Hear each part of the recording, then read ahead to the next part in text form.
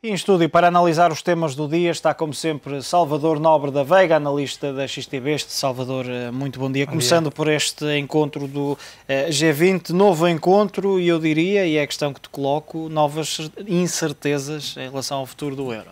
Mais incertezas, portanto, tem vindo a ser ao longo das últimas semanas esta novela em torno da Grécia. Coloca-se agora a questão da Alemanha não ceder às pressões por parte dos seus pares europeus e também do FMI relativamente ao seu reforço na participação do Fundo de Estabilidade Financeira Europeu. Não veem com bons olhos o aumento em cerca de mais 500 mil milhões de euros por parte do fundo, isto para levar a que o FMI também acabe por aumentar a sua posição, para levar a que o fundo na totalidade alcance quase os 2 bilhões de euros, portanto 2 trilhões na escala curta americana, e portanto chega-se aqui a um impasse. O que é que poderá vir a acontecer nas próximas semanas, sobretudo quando estamos a poucos dias da maturidade das obrigações de dívida grega. Que acaba por ser também uma forma, olhando para a posição alemã, aquilo que saiu deste encontro do G20 é que do lado alemão não se querem tomar grandes posições ou posições muito definitivas até que a Grécia acerte alguns pontos a nível interno, nomeadamente consiga conciliar tudo o que tem para negociar e conciliar com os credores privados e também, nomeadamente, ao nível das mais medidas de austeridade que têm que ser tomadas e, acima de tudo, têm que ser cumpridas. Acaba por ser uma espécie de refúgio ou uma linha de segurança que faz sentido nesta altura? Sim, penso sim, porque digamos que a Alemanha já tem bastante exposição à Grécia através dos fundos e no fundo tem sido a Alemanha que tem um pouco mantido a Grécia à tona. Agora, relativamente aqui à questão da Grécia, há que ter em conta, por cima a Alemanha agora voluntariou-se com os seus fiscais de financeiros para ajudar, de certa forma, a Grécia a coletar mais a nível de fiscalização de impostos.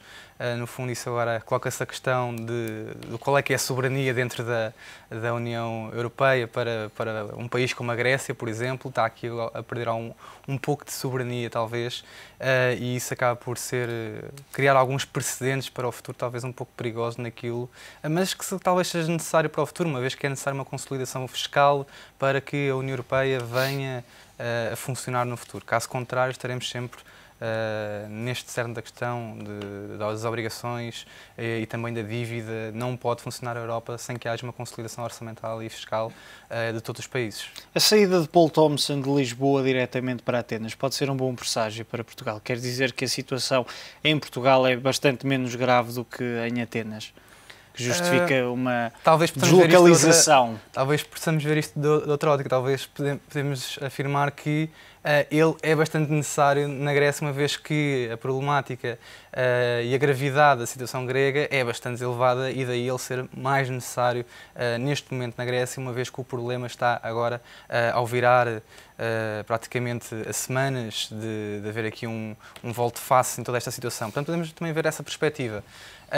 É verdade que Portugal existe alguma situação que é diferente da Grécia, no entanto, temos que nos lembrar que nós, a nível da dívida privada, estamos bastante piores do que a Grécia. E, de certa forma, a Grécia, se efetivamente houver este corte da dívida, de cerca de 100 mil milhões de euros, vai estar numa situação mais promissora do que Portugal, uma vez que verá a sua dívida pública cortada praticamente em 60% e, a nível da dívida privada, a Grécia tem uma dívida substancialmente mais baixa do que Portugal. Parece que nesta aprovação que hoje tudo indica deverá sair do Parlamento Alemão, pode haver algum tipo, primeiro, de limitação à aprovação, ou acima de tudo, e aquilo que se espera é que possam surgir alguns avisos à navegação grega? Penso que sim, e voltamos novamente à questão, como dizia há uns dias o CEO do Commerzbank, a nível aqui do acordo voluntário da dívida privada para as obrigações gregas, dizia ele que este acordo de voluntário tinha pouco. Era como se fosse equivalente a uma confissão num tribunal de Inquisição espanhola. Portanto, fica aqui um pouco essa questão, dado que existem os mínimos de participação voluntária são bastante baixos, é apenas necessário, e tínhamos referido isso aqui há umas semanas, que apenas entre 50% a 60% dos detentores de dívida grega em concordarem obrigatoriamente leva a que os restantes detentores dessa mesma dívida tenham que aceitar vinculativamente os termos delineados no acordo. E, portanto, isso acaba por ser de voluntário a não ter muito, e é possível, segundo um estudo do BNP, que os CDS acabem por ser ativados. Existe uma grande probabilidade dos CDS serem ativados mesmo com o acordo dos voluntários por parte dos detentores da dívida. Olhando para outra questão, olhando já para a próxima quarta-feira e para esta mais uma operação de financiamento por parte do Banco Central Europeu, ou uma LTRO em termos mais técnicos, parece que, e comecemos por esta notícia que tem sido, por este dado que tem sido avançado, mas que não tem sido confirmado apenas nas entrelinhas, que esta segunda operação poderá ser a última. Parece que vai ser a última. Esta segunda, que tudo indica será de cerca de 470 mil milhões, poderá ser suficiente para que a banca se possa aguentar nos próximos tempos? A questão que se coloca, a última, tem-se visto é que sempre que os mercados têm tremido um pouco mais, os bancos centrais estão lá para, de certa forma, atenuar as quedas ou até voltar a refinanciar todo o mercado. Coloca-se a questão se no futuro, sempre que acontecer algo deste género, o mercado acaba por se habituar a sentir uma almofada por parte do Banco Central a recorrer a estes pacotes de estímulo. E acaba por ser bastante perigoso estarmos sempre, constantemente a recorrer a estes refinanciamentos, dado que depois acaba por não haver uma moralidade de estarmos sempre a utilizar estes mesmos pacotes.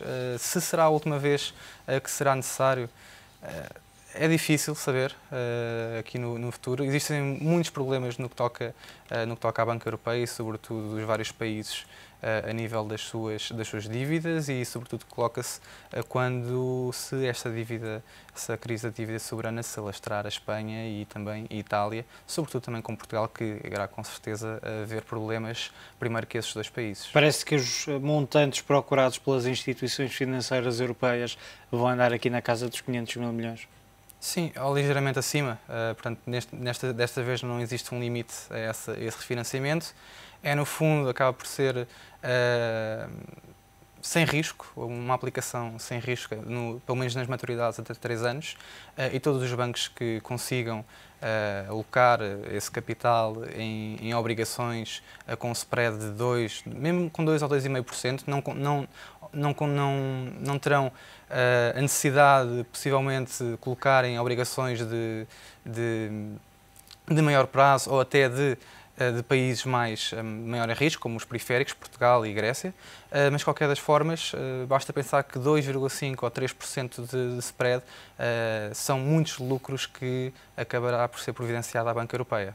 Olhando para outras questões desta LTRO, os grandes objetivos, naturalmente, o principal objetivo será trazer alguma liquidez que tem faltado às instituições, mas depois esperava-se que estas instituições comprassem, por exemplo, dívida soberana dos países que estão a ser mais visados pelos mercados, mas também utilizassem esse dinheiro de alguma forma para o direcionar para a economia real. A verdade é que os dados do Económico mostram que, a nível nacional, os bancos não têm direcionado tanto esses montantes, essa liquidez para a economia real. Porquê? O que é que justifica esta não transferência do dinheiro, digamos assim, para as empresas e para as famílias? Tem que haver uma grande desalavancagem por parte do balanço dos bancos, e a nível do crédito concedido, no balanço dos bancos tem havido, o rácio de transformação realmente tem caído, e viu-se isso nos últimos resultados anunciados pelos bancos. No entanto, esses rácios de transformação não foram derivados de uma desalavancagem, foi sobretudo a captação de depósitos, dado que houve uma grande corrida por parte dos bancos nacionais a aumentar os seus os juros oferecidos pelos depósitos. Agora, com a medida do Banco de Portugal em limitar o valor dos depósitos a prazo, isso leva a que, possivelmente, muito desse capital acabe por ter o seu fim no que toca à alocação a depósitos. E isso, esse rácio de transformação deveu-se sobretudo ao aumento dos depósitos. Neste momento já não irá haver tanta afluência a esses mesmos depósitos, vai levar a que os bancos, nos seus balanços, obrigatoriamente agora tenham que recorrer à desalavancagem através da venda de crédito das suas carteiras de títulos de crédito e, portanto, o financiar novo crédito acaba por aumentar os seus balanços e não diminuir como é o suposto. Olhando para outro tema que é bastante familiar dos portugueses, os preços dos combustíveis. Se compararmos os valores a que estão os combustíveis nos postos de abastecimento, nomeadamente a gasolina que está acima dos máximos que já são conhecidos dos portugueses, a verdade é que o petróleo não está, nesta altura, a negociar nos principais máximos históricos daquele verão quente. Aquele verão quente. Exatamente. O que é que justifica esta diferença? Porque é que nos postos a gasolina está em máximos históricos quando a matéria-prima não está em máximos históricos? Das análises que se tem visto ao longo já dos últimos 4 anos, tem sempre faltado os vários fatores que realmente influenciam o preço dos combustíveis nos postos de gasolina. Primeiramente, há que considerar o fator cambial, que é o mais importante.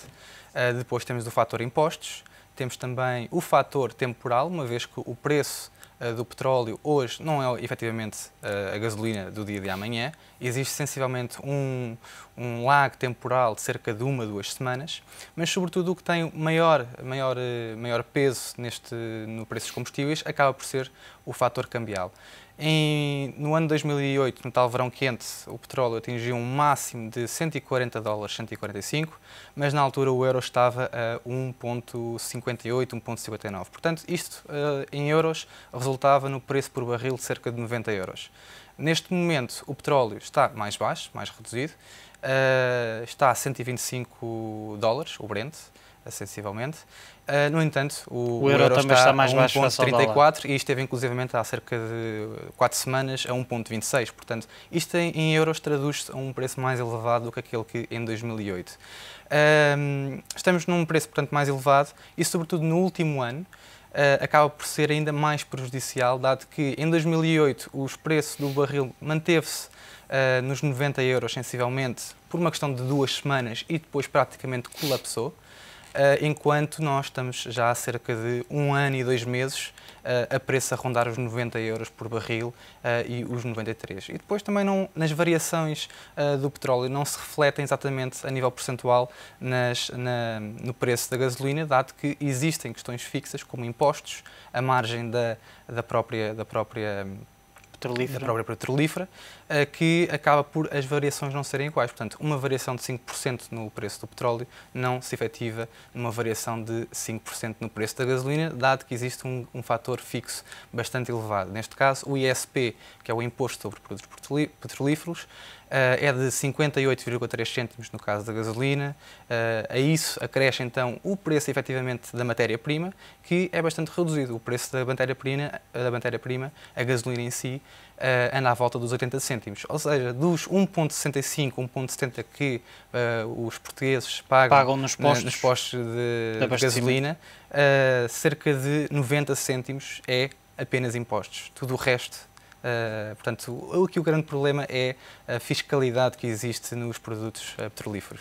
Salvador, muito obrigado pela tua análise. Obrigado. Salvador Nobre da Veiga, analista da XTV, com os destaques do dia. Altura para um curto intervalo. Não saia daí.